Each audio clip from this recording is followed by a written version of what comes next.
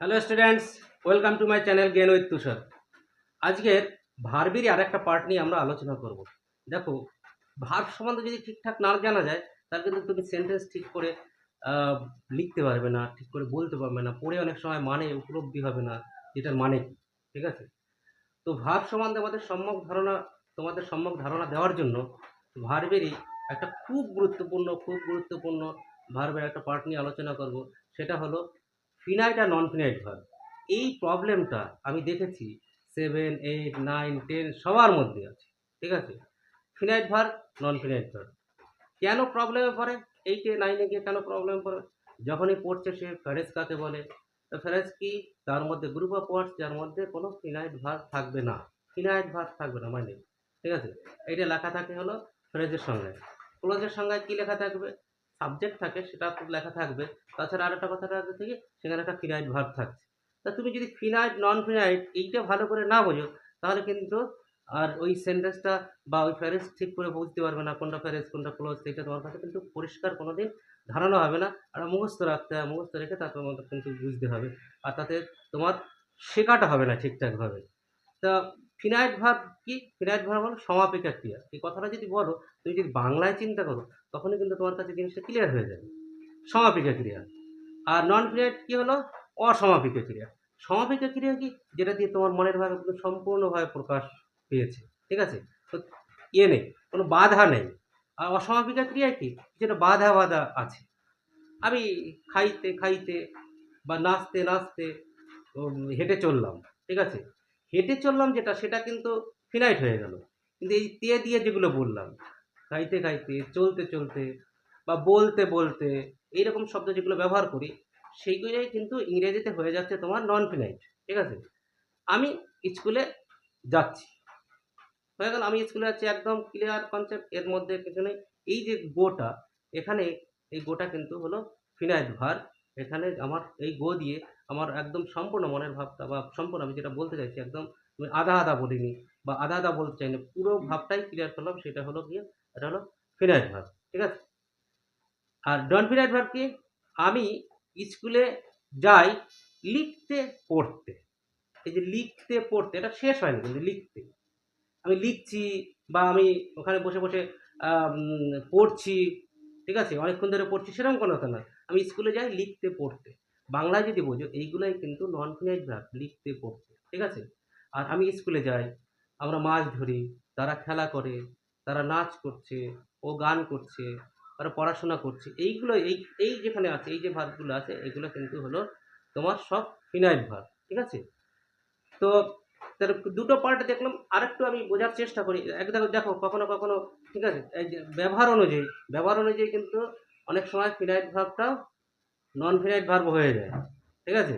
এই সেন্টেন্সে দেখলাম এটা ফিনাইট ভার্ব, আর এক সেন্টেন্সে সেটা হয়ে গেল নন ফিনাইট ভার্ব। ঠিক আছে? তো তোমাদের একটু এক্সাম্পল দিয়ে দেখাচ্ছি। দেখো, ফিনাইট ভার্বে হি গোস টু স্কুল, যেটা আমি বাংলায় বলো সে স্কুলে যায়। এখানে কিন্তু পুরো ক্লিয়ার হয়ে গেছে, তোমার কাছে কনসেপ্টটা ক্লিয়ার হয়ে গেছে কি বলতে চাইছে, সে স্কুলে যায় বা তার বলাও একদম ভাব প্রকাশও হয়ে গেছে ঠিকঠাক ভাবে। তো এইখানে এই গোসটা হলো কি? Finite verb.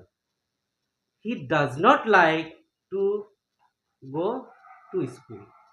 এই যে টু গোটা, এই যে টু এর নিচে আমি যদি এখানে দাগ দিয়ে দিই তোমাকে এখানে বোঝাচ্ছি। এই যে টুটা রয়েছে, টু গো, এরকম যদি থাকে, এটাকে হলো কিন্তু নন ফিনাইট ভার্ব। ঠিক আছে? তা আরেকটা যে মেইন বৈশিষ্ট্য, সেই মেইন বৈশিষ্ট্যটা তুমি যদি খেয়াল করো, যে ফিনাইট ভার্বের ভার্বগুলো সাবজেক্টের নাম্বার পার্সন অনুযায়ী চেঞ্জ হবে। কি বলছি? সাবজেক্টের নাম্বার পার্সন অনুযায়ী চেঞ্জ হবে। হি গোস টু দেখে দেবে, থার্ড পার্সন সিঙ্গুলার নাম্বার, ভার্বের শেষে ই এর যোগ করেছে, তাহলে সাবজেক্টের নাম্বার পার্সন অনুযায়ী চেঞ্জ হয়েছে। হি ডাজ নট লাইক, এটাও নাম্বার পার্সন অনুযায়ী চেঞ্জ হয়েছে। কিন্তু পরে যেটা লিখলাম টু গো, টু গো কিন্তু কখনোই, এটা নন ফিনাইট ভার্ব। নন ফিনাইট ভার্ব কখনোই নাম্বার পার্সন বা টেন্স অনুযায়ী চেঞ্জ হয় না। তার জন্য যেহেতু চেঞ্জ হয় না, মানে এর দ্বারা সীমাবদ্ধ নয়, তার জন্য নন ফিনাইট ভার্বের আরেকটা নাম হলো ইনফিনিটিভ। ঠিক আছে? ইনফিনিটিভ কোথাও কোথাও লেখা থাকবে। ঠিক আছে? তা ইনফিনিটিভটা কিন্তু নন ফিনাইট ভার্ব। ইনফিনিটিভ নাম কেন সেটাও বলে দিলাম, যেহেতু এগুলো নাম, সাবজেক্টের নাম্বার পার্সন বা টেন্স অনুযায়ী এর কোনো চেঞ্জ হয় না। ঠিক আছে? তো একই সেন্টেন্স দেখলাম যে যে গোটা কখনো ফিনাইট ভার্ব হয়ে যাচ্ছে আর কখনো নন ফিনাইট ভার্ব হয়ে যাচ্ছে। এখানে আরেকটা এক্সাম্পল যদি দেখো, হি অ্যাটেন্ড হি অ্যাটেন্ডেড 3 মিটিং। সে 3টা মিটিং অ্যাটেন্ড করেছে। হয়ে গেল, মানে বলা হয়ে গেল কোনো মানে এখানে অ্যাটেন্ডেডটা কি হচ্ছে তাহলে? Finite verb. He had 3 meeting to attend.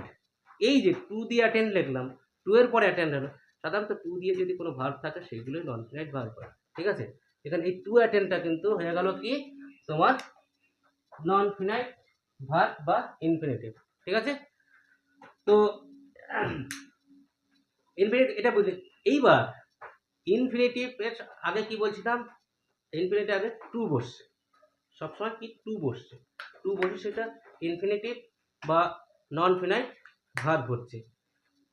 কিছু কিছু শব্দ আছে, কিছু শব্দ আছে, শব্দ কটা মুখস্থ রাখতে পারো, মুখস্থ রাখাই ঠিক যারা ভালো করে পড়াশোনা করতে চাও। যেমন লেট, বিট, তারপর নিড, মেক, হিয়ার, সি। এই ভার্ব কটা আছে না, এই ভার্ব কটার আগে টু বসে না। এই ভার্বগুলো যদি বসে তখন সেইটার পরে আর টু বসবে না। ঠিক আছে?